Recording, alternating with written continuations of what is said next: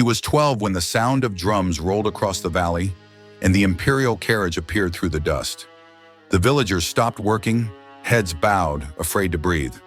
Her mother's hands trembled on her shoulders as the official stepped down, his robes stitched with gold thread that shimmered in the sunlight.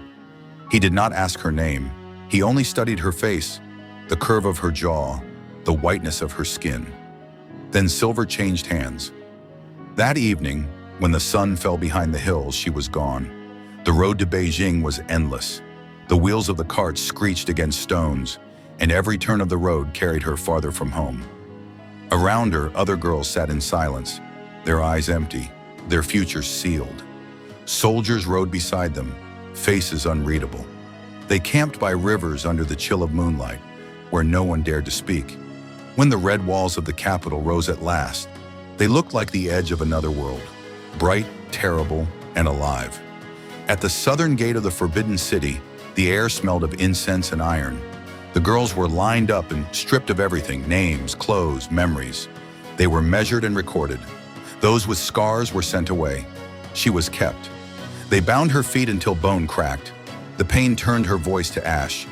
She learned that beauty was not born, it was built from suffering. Inside the training hall, she learned to move like smoke. Every gesture, every breath was rehearsed. A wrong glance meant punishment. They taught her to smile without warmth, to speak only when spoken to bow until her spine ached. In the palace, silence was survival. The eunuchs watched everything. The walls listened. The wrong word could end a life before dawn. Years passed inside that golden prison. Seasons changed outside, but she never saw them. She became another painted face in a line of identical women, each waiting for a glance that might change her fate. Then one night, a messenger came. The emperor had chosen. Her name was read aloud, and all the air left her lungs. They bathed her in water scented with petals, brushed her hair until it shone, and dressed her in silk heavy as armor. Lanterns lit the corridor as she was carried through doors that only opened one way. The chamber was vast, gilded, and cold. The emperor was older than she imagined, his eyes clouded yet sharp. He spoke little. When morning came, she left that room no longer a servant, but not yet free. Weeks later, the physician's words confirmed what she already felt, life growing within her. The palace changed overnight. Servants bowed lower. Her meals grew richer. They called her fortunate. But fortune in the Forbidden City was a blade with two edges. She gave birth to a son, and before she could hold him, hands took him away. He would be raised elsewhere. For safety, they said. She learned not to ask questions that had no answers. Her chambers filled with gifts and whispers. Other concubines watched her with smiles too perfect to trust. A pouch of herbs was found beneath her bed. Witchcraft, they said. She was dragged before the Empress Dowager, who sat behind a veil of jade beads. Her fate balanced on a breath until a servant confessed that the herbs were planted. The accuser vanished. She was spared, but she never forgot how close the knife had come. Time moved differently inside those walls. She forgot the sound of rain, the color of fields, her own reflection before powder and paint. The emperor grew ill. Power shifted like sand beneath her feet. She learned to hide her thoughts behind lowered eyes. She learned that in the palace, love was currency, and loyalty could not be afforded. When famine struck the city, the gardens turned gray. Servants whispered of rebellion. In desperation, another rival accused her again, using the same lie that had nearly ended her before. This time, no one defended her. She was brought to the courtyard where sentences were carried out. The blade glimmered under the sun. Then a eunuch arrived with new orders. The emperor had spoken. She was to be confined, not executed. Mercy, they called it. She called it exile. Confined to the east wing, she lived among shadows and silence. Her hair lost its color. Her hands grew thin. She wrote nothing, for words could betray her. The only sound was the wind pushing through paper screens. But within her, the thought of her son kept burning. He would be a man now, somewhere beyond these walls. The world that had forgotten her name might remember him. One winter night, a storm rattled the corridors. She bribed a guard, the last coin of her past life pressed into his palm. In exchange, he agreed to help her son escape, smuggled through trade caravans that passed the city gates before dawn. She waited in the dark courtyard, holding her child one last time, though he was taller than she remembered. His eyes carried the same quiet fire she once had. She told him, "Walk where I could not. Breathe where the walls end."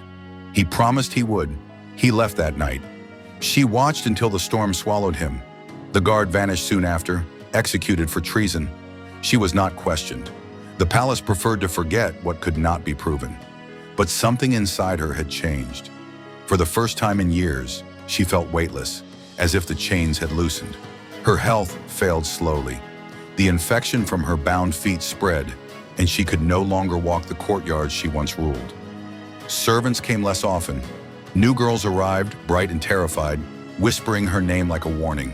She told them nothing. Her story was carved into silence, the same silence that had kept her alive. As seasons bled into one another, she understood the truth of her life. She had been property, ornament, mother, ghost. Yet through all of it, she had remained human, even when humanity was forbidden. One spring morning, she felt the light on her face and realized she had not stepped outside in 10 years. She asked to be carried to the garden. There, beneath plum blossoms, she closed her eyes. When they found her hours later, her lips curved in the faintest smile. No record marked the day of her death. No monument bore her name. The court continued its rituals. Drums sounded for the emperor's morning meal. The world she had lived for never noticed she was gone. But servants whispered that in the east wing, at night, footsteps echoed where no one walked.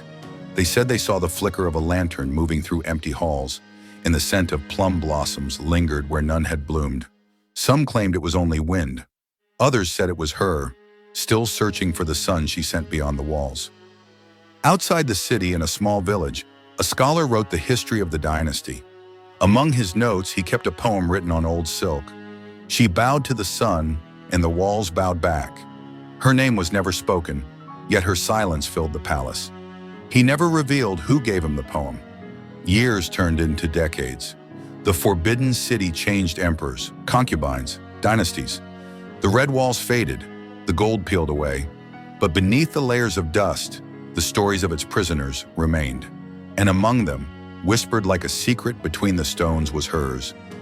The girl taken from her home, the woman who gave her life to set another free.